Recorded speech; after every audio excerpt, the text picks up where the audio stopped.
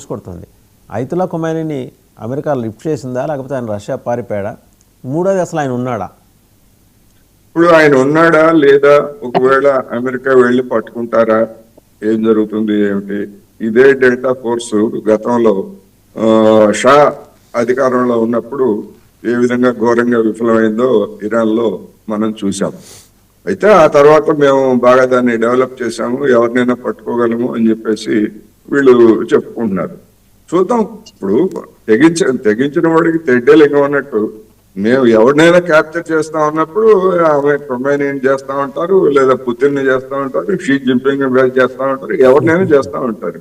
బస్తీ మీద సవాల్ అని చెప్పేసి తెగించి తయెత్తు కట్టుకొని దిగిన తర్వాత దానికి ఎదురయ్యేటువంటి ప్రతిఘటనలు కూడా అదే విధంగా ఉంటాయి. అందుకని మెదరో ఉదంతాన్ని చూసిన తర్వాత ప్రతి చిన్న దేశం కూడా తన జాగ్రత్తలు తాను తీసుకుంటుంది. అటువంటిప్పుడు ఇరాన్ ఇవాళ కాదు కదా, ఖొమైనీని అంతం చేయడానికి ఎప్పటి నుంచో ప్రయత్నం చేస్తున్నారు. మనం చూసాం క్యూబా విషయంలో కూడా మరి కాస్ట్రోని చంపడానికి లేదా కాస్ట్రోని డిస్టెబిలైజ్ చేయడానికి ఎప్పటి నుంచో చేసినటువంటి ప్రయత్నాలు మన ప్రపంచానికి తెలిసిందే కదా. అందుకని ఏం జరుగుతుంది, ఏమిటి, ఎట్లా ప్రతిఘటిస్తారు అనేటువంటిది ఇవాళ ప్రపంచం ముందున్నటువంటి సవాల్. ప్రపంచానికే ఒక సవాల్ విసిరాడు డొనాల్డ్ ట్రంప్. దాన్ని ఎట్లా ఎదుర్కొంటారు అనేటువంటిది కూడా ఆసక్తి కలిగించేటువంటి అంశం.